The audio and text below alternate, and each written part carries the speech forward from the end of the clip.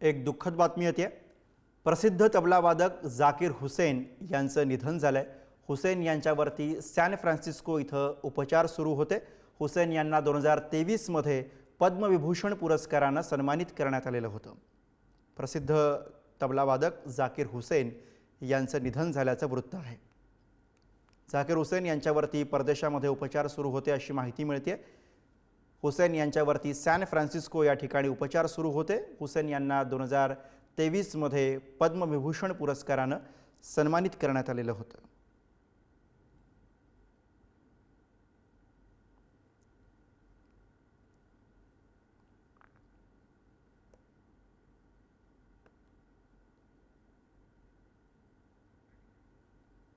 प्रसिद्ध तबलावादक, संगीत दिग्दर्शक, त्याचबरोबर अशी जाकीर हुसेन यांची ओळख राहिलेली आहे।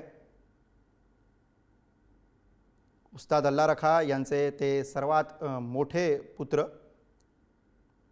त्यांना 1988 साली पहिल्यांदा भारत सरकारचा पद्मश्री पुरस्कार प्रदान करण्यात आला होता। 2002 साली त्यांना पद्मभूषण पुरस्काराने सन्मानित करण्यात आलं।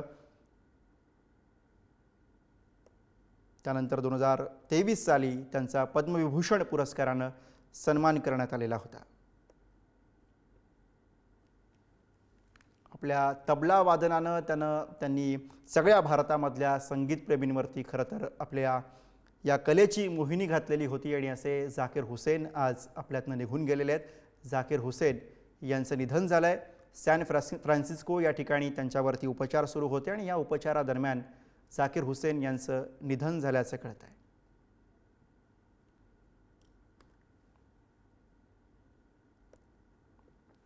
जन्मानं मुंबईकर असलेले जाकीर हुसेन हे मुंबईतल्या पंजाबी कुटुंबामध्ये त्यांचा जन्म झाला